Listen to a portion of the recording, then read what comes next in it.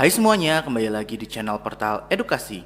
Pada kesempatan kali ini, kita akan membahas rangkuman materi PAI kelas 7 bab 8, yaitu menghindari gibah dan melaksanakan tabayun. Materi ini sudah kurikulum merdeka ya. Mari kita mulai dengan gibah. Gibah berarti menggunjing, membicarakan kejelekan dan kekurangan orang lain.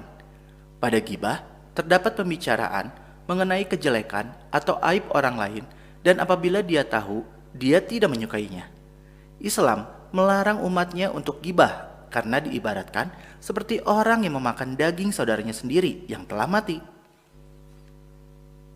Sebagaimana firman Allah Subhanahu wa taala dalam Quran surat Al-Hujurat ayat 12 berikut ini, yang artinya, hai orang-orang yang beriman, jauhilah kebanyakan purbasangka atau kecurigaan, karena sebagian dari purbasangka itu dosa, dan janganlah mencari-cari keburukan orang, dan janganlah menggunjingkan satu sama lain. Adakah seseorang di antara kamu yang suka memakan daging saudaranya yang sudah mati? Maka tentulah kamu merasa jijik kepadanya, dan bertakwalah kepada Allah. Sesungguhnya Allah Maha Penerima Taubat, lagi Maha Penyayang. Quran surat Al-Hujurat ayat 12.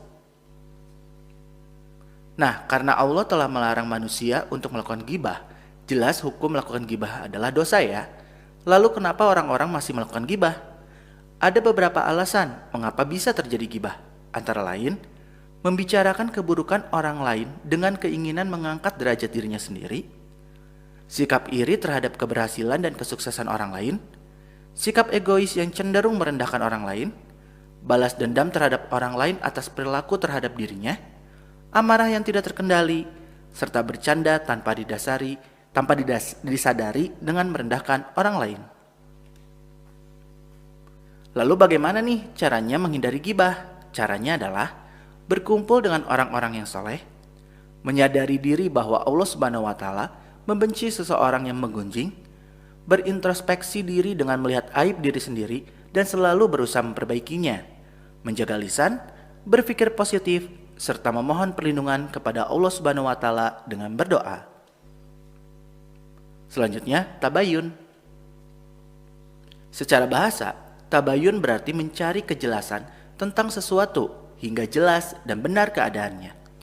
Adapun menurut istilah, tabayun adalah proses yang dilakukan untuk meneliti dan menyeleksi berita dengan sikap tidak tergesa-gesa dalam memutuskan, sehingga permasalahan menjadi jelas dan benar. Perintah untuk tabayun itu ada dalam Quran surat Al-Hujurat ayat 6 berikut ini, yang artinya, wahai orang-orang yang beriman, jika seseorang yang fasik datang kepadamu membawa suatu berita, maka telitilah kebenarannya, agar kamu tidak mencelakakan sesuatu kaum karena kebodohan atau kecerobohan, yang akhirnya kamu menyesali perbuatanmu itu. Quran surat Al-Hujurat ayat 6.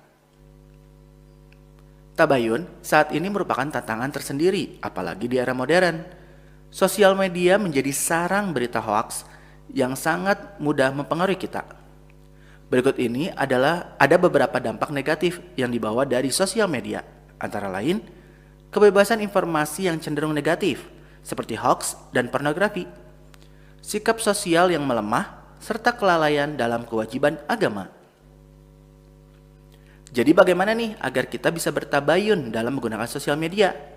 Caranya adalah hati-hati dengan judul yang provokatif, cermati alamat situsnya, periksa dulu faktanya, cek juga keaslian fotonya, serta ikut serta grup diskusi anti-hoax. Yang terakhir, hikmah tabayun.